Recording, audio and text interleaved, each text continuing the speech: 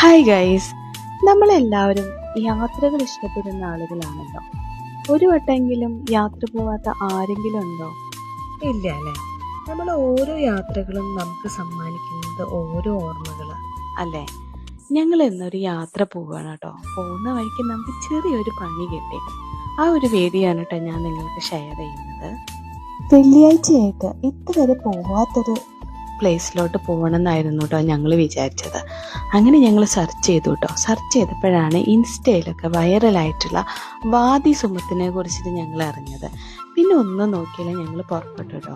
Google map വഴിയാണ് കേട്ടോ ഞങ്ങൾ പോകുന്നത്. ഇവിടേക്ക് മുന്നേ പോയിട്ട് പരിചയമില്ലാത്തതുകൊണ്ട് ഞങ്ങളും മാപ്പിൻ്റെ സഹായം വേണ്ടി വന്നു. അങ്ങനെ 3 ഡയറക്ഷൻ ഉണ്ടായിരുന്നു കേട്ടോ. അതിൽ ഞങ്ങൾ ചൂസ് ചെയ്ത ഡയറക്ഷൻ ഈ ഒരു പോകുന്ന വഴിയായിരുന്നു കേട്ടോ. ഈ പോകുന്ന വഴിയിലാണെങ്കിൽ വേറെ വണ്ടികളൊന്നും ഉണ്ടായിരുന്നില്ല കേട്ടോ. അങ്ങോട്ടോ ഇങ്ങോട്ടോ ഉണ്ടായിരുന്നില്ല.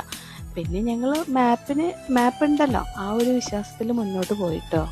ഒരു 10 കിലോമീറ്ററോളം മുമ്പോട്ട് വന്നപ്പോഴാണ് കേട്ടോ ഞങ്ങൾ ആ സത്യം മനസ്സിലാക്കിയത്. ഇതാ കണ്ടില്ലേ, സ്റ്റോപ്പ്, റോഡ് ക്ലോസ് ആയിരിക്കുന്നു ഗൈസ്. പിന്നെ എന്താ ചെയ്യുക, ഞങ്ങൾ ആകെ പെട്ടു എന്നുള്ള അവസ്ഥയിൽ. വിചാരിച്ച സ്ഥലത്ത് എത്തിയില്ലെങ്കിലും ഞങ്ങൾ എത്തിപ്പെട്ട സ്ഥലം ഞങ്ങൾ എക്സ്പ്ലോർ ചെയ്യാൻ തീരുമാനിച്ചിട്ടോ. പിന്നെ ഒമാനെ കുറിച്ച് പറയുമ്പോൾ ഒമാൻ്റെ ഭൂപ്രകൃതി അങ്ങനെയാണല്ലോ. ഏത് ഒരു കല്ലിനായാലും പുല്ലിനായാലും മലകൾക്കായാലും അതിൻ്റെ ഒരു ഭംഗി നമുക്കുണ്ടല്ലോ. കണ്ടില്ലേ, നല്ലൊരു പീസ് ഓഫ് മൈൻഡായിരുന്നു കേട്ടോ. റഷൊന്നും ഉണ്ടായിരുന്നില്ല, അടിപൊളി. ഞങ്ങൾ മാത്രമേ ഉണ്ടായിരുന്നുള്ളൂ.